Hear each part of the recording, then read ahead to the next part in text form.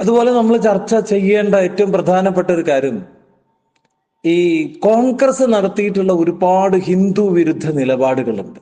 പലപ്പോഴും അത് ചർച്ചയാവാതെ പോവുകയാണ്. കേരളത്തിനകത്ത് നമ്മൾ കമ്മ്യൂണിസ്റ്റ് പാർട്ടി നടത്തിയ ക്രൂരതകൾ മാത്രം ചൂണ്ടിക്കാട്ടാൻ ശ്രമിക്കുന്നിടത്താണ് അപകടം. നോക്കൂ, ഇത്രയേറെ ദുരവസ്ഥയും വിവേചനവും ഒക്കെ ഉണ്ടായിട്ടും ഹിന്ദു വിരുദ്ധ കോൺഗ്രസിന് അതിന്റെ ജനനം മുതൽ മനസ്സിലാക്കാൻ സത്യത്തിൽ നമ്മുടെ സമൂഹത്തിന് കഴിഞ്ഞിട്ടില്ല. സത്യത്തിൽ അത് കൃത്യമായിട്ട് മനസ്സിലാക്കിയിരുന്നെങ്കിൽ യഥാർത്ഥ ദേശീയവാദികളായിട്ടുള്ള മുസ്ലിങ്ങൾ പോലും കോൺഗ്രസിനകത്ത് നിൽക്കൂല. അത്ര വലിയ ക്രൂരതകളാ ചെയ്തിട്ടുള്ളത്. നോക്കൂ, ആർട്ടിക്കിൾ 25, 28, 30, അതുപോലെ HRC നിയമം 1951, HCB MPL 1956, മതേതരത്വം എന്നുള്ളൊരു വാക്ക് കുത്തിക്കയറ്റി 75, ന്യൂനപക്ഷ നിയമം 92, PW നിയമം 91, വഖഫ് നിയമം 95, രാം സേതു സത്യവാങ്മൂലം 2007, കാവി ഭീകരത 2009. കോൺഗ്രസിനെ കാണണ്ടേ നമ്മൾ? ആർട്ടിക്കിൾ 25 എന്താ? മതപരിവർത്തനം നിയമവിധേയമാക്കുക ചെയ്ത്. നിർബന്ധിത മതപരിവർത്തനം മാറ്റി നിർത്തിയാൽ മതം മാറാം എന്നുള്ളത് നിയമവിധേയമാക്കി.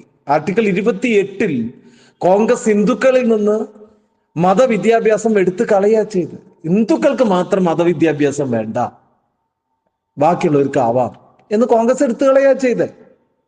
എന്നാൽ ആർട്ടിക്കിൾ 30 മുസ്ലിങ്ങൾക്കും ക്രിസ്ത്യാനികൾക്കും മതവിദ്യാഭ്യാസം അനുവദിച്ചു.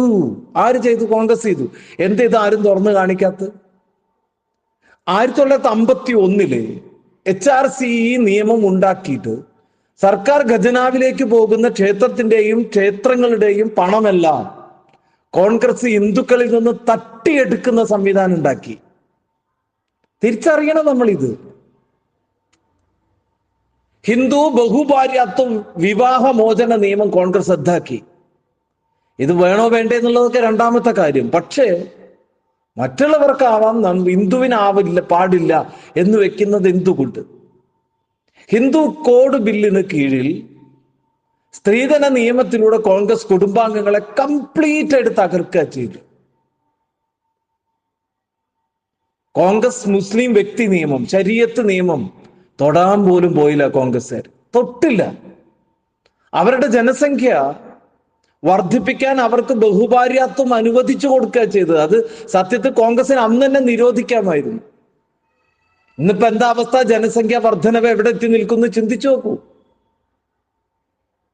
ഇന്ദിരാഗാന്ധി നടപ്പിലാക്കിയിട്ടുള്ള കുടുംബാസൂത്രണ പദ്ധതിയിൽ നിന്നും ഇസ്ലാം ജനവിഭാഗത്തെ എന്തിനു മാറ്റി നിർത്തി എന്നുള്ള ചോദ്യം ഒരു വട്ടമെങ്കിലും ചോദിക്കാൻ ഇവിടുത്തെ ഹിന്ദു വിഭാഗക്കാർ തയ്യാറായിട്ടുണ്ടോ? ക്രൈസ്തവ വിഭാഗക്കാർ തയ്യാറായിട്ടുണ്ടോ? എന്തുകൊണ്ട് അവർക്ക് പ്രത്യേക നിയമം, നമുക്ക് എന്തുകൊണ്ട് ഇങ്ങനൊരു നിയമം എന്ന് ചോദിച്ചോ നമ്മൾ ആരെങ്കിലും? ചോദിച്ചിട്ടില്ല. കോൺഗ്രസ് അടിയന്തരാവസ്ഥ ഏർപ്പെടുത്തി. 1977 തന്നെ അറബിക്കടലിൽ മുക്കിക്കളയണമായിരുന്നു കോൺഗ്രസിനെ. അറബിക്കടലിൽ. കാരണം ഇന്ത്യൻ ജനതയോട് ഇത്രയും ക്രൂര ചെയ്ത നരാധമന്മാരായിട്ടുള്ള ഒരു സെക്ഷൻ വേറുണ്ടോ എന്ന് ചിന്തിച്ചു നോക്കൂ. ഹിന്ദുക്കളോടല്ല, ഇന്ത്യ ഭാരതത്തിനോട്. ഒരാൾക്ക് അനങ്ങാൻ പറ്റാത്ത അവസ്ഥ, തുറുങ്കിലടക്കൽ, ചാട്ടവാറ് കൊണ്ടുള്ള അടി, ബ്രിട്ടീഷുകാർ പോലും ചെയ്യാത്ത നരാധമത്വം ചെയ്ത കോൺഗ്രസിനെ 77 അറബിക്കടലിൽ മുക്കിക്കളയണമായിരുന്നു. പക്ഷെ ഇന്ത്യൻ ജനത മണ്ടന്മാരാന്നേ പറയാൻ പറ്റൂ. കാരണം അവർ പിന്നെ അവർക്ക് അധികാരം കൊടുക്കുക ചെയ്തത്. ഇന്നും അവരെ ഭാരതത്തിന്റെ പ്രതിപക്ഷത്ത് ഇരുത്തുന്നുവെങ്കിൽ ആ വലിയ അബദ്ധമാണ് അത് എന്നാ പറയേണ്ടത്. ഭരണഘടനയും മതേതരത്വം എന്ന വാക്ക് ബലമായി ചേർത്തിട്ട് ഇന്ത്യയെ മതേതരമാക്കാനുള്ള ശ്രമം നടത്തി. ഇന്ത്യയെ മതേതരമാക്കുന്ന സമയം തൊട്ടിട്ടാണ് അക്രമങ്ങൾ ഉണ്ടാവുന്നത്. ഇതൊരു ഹിന്ദു രാഷ്ട്രമാണെങ്കിൽ ഇത് ഒരിക്കലും ഒരു അപകടം ഉണ്ടാവില്ലായിരുന്നു. എന്നാ കോൺഗ്രസ് അവിടെ നിന്നോ? അവിടെ നിന്നിട്ടില്ല. നമ്മൾ പഠിക്കണോ ഇത് ശരിക്കും? 1991 കോൺഗ്രസ് ന്യൂനപക്ഷ കമ്മീഷൻ നിയമം കൊണ്ടുവന്നു. ന്യൂനപക്ഷ നിയമപ്രകാരം മുസ്ലിങ്ങൾക്ക് സ്കോളർഷിപ്പ്, സർക്കാർ ആനുകൂല്യങ്ങൾ തുടങ്ങിയ പ്രത്യേക അവകാശങ്ങൾ കോൺഗ്രസ് നൽകി. മുസ്ലിങ്ങൾക്ക് നൽകിയതിൽ നമുക്ക് പരാതിയില്ല. എന്തുകൊണ്ട് ഹിന്ദുവിന് നൽകിയില്ല? എന്തുകൊണ്ട് ക്രൈസ്തവർക്ക് അതേപോലെ കൊടുത്തില്ല? കുറച്ചൊക്കെ ക്രൈസ്തവർക്കും കൊടുത്തിട്ടുണ്ട്, പക്ഷെ ഹിന്ദുവിനെ മാത്രം തഴയുക ചെയ്ത്. 92-ല് കോൺഗ്രസ് ഹിന്ദുക്കളുടെ ക്ഷേത്രങ്ങൾ നിയമപരമായിട്ട് തിരിച്ചെടുക്കുന്നതിൽ നിന്ന് തടയുകയും ആരാധനാലയങ്ങളിലെ നിയമം വഴി 40,000-ഓളം ക്ഷേത്രങ്ങൾ ഹിന്ദുക്കളിൽ നിന്ന് പിടിച്ചെടുക്കുകയും ചെയ്തു കോൺഗ്രസ്സുകാർ. ഔറംഗസീബ് പോലും ചെയ്തിട്ടില്ല. ചിന്തിച്ചു നോക്കൂ, കോൺഗ്രസ് ചെയ്തതാണ്. അവിടെ നിന്നില്ല കോൺഗ്രസ്സുകാർ.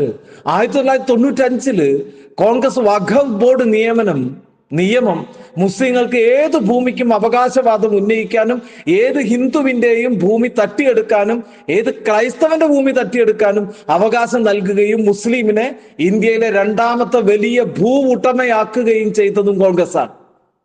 വേണ്ടെന്നല്ല, ചെയ്തോട്ടെ, പക്ഷേ അതേ ആനുകൂല്യം ഹിന്ദുവിനും മറ്റുള്ളവർക്ക് എന്തുകൊണ്ട് കൊടുത്തില്ല? ചിന്തിക്കണ്ടേ നമ്മൾ? ഒപ്പം ഹിന്ദു വിരുദ്ധ കുരിശ് യുദ്ധത്തിന്റെ ഏറ്റവും ഉയർന്ന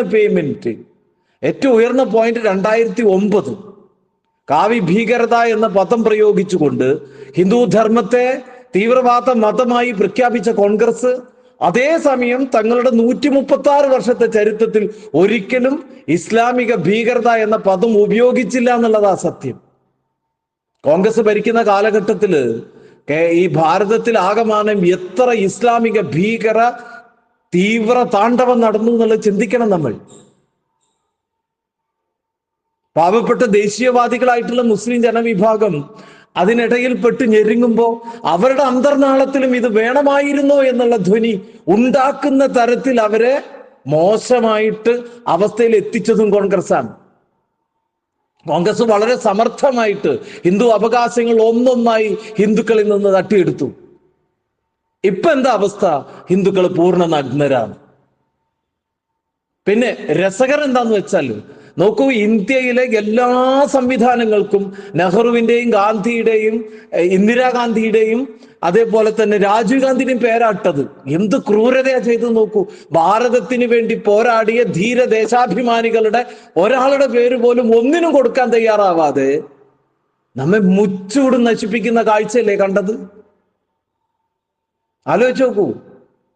ചിലർക്ക് ഈ കാര്യങ്ങളെ കുറിച്ച് അറിവുണ്ട്, എന്നാൽ അത്യാഗ്രഹം, സ്വതന്ത്ര മനോഭാവം കാരണം അവർ ഒട്ടകപ്പക്ഷിയെ പോലെ തല മണ്ണിൽ കുഴിച്ചിടുക ചെയ്തത്. നമുക്ക് സ്വന്തമായി ക്ഷേത്രം വേണ്ടേ? ഹിന്ദുക്കൾക്ക് മതവിദ്യാഭ്യാസ സമ്പ്രദായം വേണ്ടേ? അവന്റെ പിതാമഹന്റെ തറവാട് ഭൂമി അവന് ശാശ്വതമല്ലേ? ആവണ്ടേ? പിന്നെ എന്തുകൊണ്ട് മസ്ജിദുകളും പള്ളികളും സൗജന്യം എന്ന ചോദ്യം പോലും അവർ ചോദിക്കുന്നില്ല. എന്നാൽ ക്ഷേത്രങ്ങൾ സർക്കാരിന്റെ നിയന്ത്രണത്തിലാണ്. സർക്കാർ വഴി എന്തിനാണ് മദ്രസയ്ക്ക് ഫണ്ട് നൽകുന്നത്? എന്തുകൊണ്ടാണ് കോൺവെന്റ് മിഷണറി സ്കൂളുകളായത്? എന്നാൽ സർക്കാർ ധനസഹായത്തോടെയുള്ള ഗുരുകുലങ്ങൾ ഉണ്ടോ? എന്തിനാണ് വഖഫ് നിയമം? എന്നാൽ എന്തുകൊണ്ട് ഹിന്ദു ഭൂനിയമമില്ല? എന്തിനാണ് മുസ്ലിം വ്യക്തി നിയമ ബോർഡ്? എന്നാൽ ഹിന്ദു വ്യക്തി നിയമ ബോർഡ് വേണ്ടേ? എന്തിനാണ് ഈ രാജ്യത്ത് 2 നിയമം? ഭാരതം ഒരു മതേതര രാജ്യമാണെങ്കിൽ എന്തിനാണ് ഭൂരിപക്ഷം ന്യൂനപക്ഷം എന്ന പേരിലുള്ള വേർതിരിവ്? എന്തുകൊണ്ടാണ് രാമായണവും മഹാഭാരതവും സ്കൂളിൽ പഠിപ്പിക്കാത്തത്? ഹിന്ദു ധർമ്മത്തെ തകർക്കാൻ ഔറംഗസീബ് വാൾ ഉപയോഗിച്ചുകൊണ്ടിരുന്നു കോൺഗ്രസ്സുകാർ. ഔറംഗസീബ് മാറ്റിവെച്ച വാള് കോൺഗ്രസ് എടുത്ത് 47 മുതൽ പ്രയോഗിച്ചു തുടങ്ങി ഭാരതത്തെ മുച്ചൂടും നശിപ്പിക്കുന്നതിൽ നിർണായക പങ്ക് വഹിച്ചു. കോൺഗ്രസ് ഹിന്ദു ധർമ്മത്തെ തകർക്കാൻ ഭരണഘടന, നിയമം, ബില്ല് എന്നിവയല്ലേ ഉപയോഗിച്ചത്? പിന്നെ വാള് പരാജയപ്പെട്ടെടുത്ത് ഭരണഘടനയിൽ 200-ലധികം ഏകപക്ഷീയമായ ബില്ലുകൾ കൊണ്ടുവന്ന് അത് വിജയകരമായി നടപ്പിലാക്കി. പിന്നെ മാധ്യമങ്ങളും ഹിന്ദു വിരുദ്ധതയ്ക്ക് ശരിക്കും ആക്കം കൂട്ടിക്കൊടുത്തു. കോൺഗ്രസിനെ പിന്തുടർന്ന് ഇന്ത്യയിൽ ഹിന്ദു വിരുദ്ധ നീക്കങ്ങൾക്കായിട്ട് നിരവധി രാഷ്ട്രീയ പ്രസ്ഥാനങ്ങളാണ് വന്നു. കമ്മ്യൂണിസ്റ്റ് പ്രസ്ഥാനം ഇതിന്റെ ക്യാപ്റ്റൻ പദവി സ്വായത്തമാക്കാൻ നെട്ടോട്ടമോടിയിട്ടുണ്ട്. അവരത് ചെയ്തിട്ടുണ്ട്. രാജ്യത്ത് എല്ലാ സംസ്ഥാനങ്ങളിൽ നിന്നും ആട്ടിയിറക്കപ്പെട്ട കമ്മ്യൂണിസ്റ്റ് പാർട്ടി തങ്ങളുടെ നിലനിൽപ്പിനായി ആഗോള ഇസ്ലാമിക ഭീകരതയെ തങ്ങളോടൊപ്പം ചേർത്ത് നിർത്തുകയാണ്. യഥാർത്ഥത്തിൽ കേരളത്തിൽ പോലും എല്ലാവർക്കും ഭാരതത്തെ ഛിന്ന ഭിന്നമാക്കുന്നതിനായി വിദേശ ഫണ്ടുകൾ ഒഴുകിയെത്തി. ഇതും രഹസ്യമല്ലല്ലോ. CPI നേതാക്കളും രാഹുൽ ഗാന്ധിയും എന്തിനോ വേണ്ടി സ്ഥിരം വിദേശ യാത്രയിലാണ്. കേരള സർക്കാരിന്റെ പണം ചെലവഴിച്ച് നടത്തുന്ന CPI നേതാക്കളുടെ വിദേശ യാത്രകൾ കൊണ്ട് കേരളത്തിനുണ്ടായ നേട്ടങ്ങൾ ഒരു ധവളപത്രത്തിലൂടെ ഒന്ന് വെളിപ്പെടുത്താൻ പറ്റുമോ സർക്കാരിന്? ആരെങ്കിലും ഈ ചോദ്യങ്ങൾ ചോദിക്കാൻ ശ്രമിച്ചാൽ അവനെ വർഗീയവാദി, കാവി ഭീകരൻ, ചാണകം എന്നൊക്കെ പ്രഖ്യാപിച്ച് മാറ്റി നിർത്തും. ഒരു രാഷ്ട്രീയക്കാരൻ ഈ തെറ്റുകൾ തിരുത്താൻ ശ്രമിച്ചാൽ അയാൾ ജനാധിപത്യത്തെ ദുർബലപ്പെടുത്തുന്നതാണെന്ന് പറയും. സഹിക്കാൻ കഴിയില്ല. ഭാരതത്തിന്റെ സംസ്കാരമായ ഹിന്ദു ധർമ്മത്തെ, ഭാരതത്തിന്റെ ദേശീയതയായ ഹിന്ദു ധർമ്മത്തെ നിലനിർത്തിയാൽ മാത്രമേ ഇവിടെ മതേതരത്വം പോലും നിലനിൽക്കുകയുള്ളൂ. ഈ തിരിച്ചറിവ് നമുക്ക് ഉണ്ടാവണം. അവന്റെ ന്യായമായതും അർഹതപ്പെട്ടതുമായിട്ടുള്ള അവകാശങ്ങൾ ആവശ്യപ്പെടാനുള്ള ചങ്കൂറ്റം നമ്മൾ ഇനി കാണിക്കണം. നമ്മൾ ഉയർന്നേ പറ്റൂ. ജാതീയതയുടെയോ മറ്റുള്ള എന്തിൻ്റെങ്കിലും പേരിൽ മാറി നിൽക്കുന്നത് ഇനി ഭൂഷണമല്ല. ഇപ്പോൾ അതിനുള്ള സമയമാണ്. ചാടിക്കയറണം. ശരിക്കും ശക്തമായിട്ട് ഇവിടെ ഹൈന്ദവ ധർമ്മ സംസ്കാര നിലനിൽപ്പിന് വേണ്ടിയിട്ടുള്ള ഉജ്ജ്വലമായ പോരാട്ടം നമ്മൾ നടത്തിയേ പറ്റും.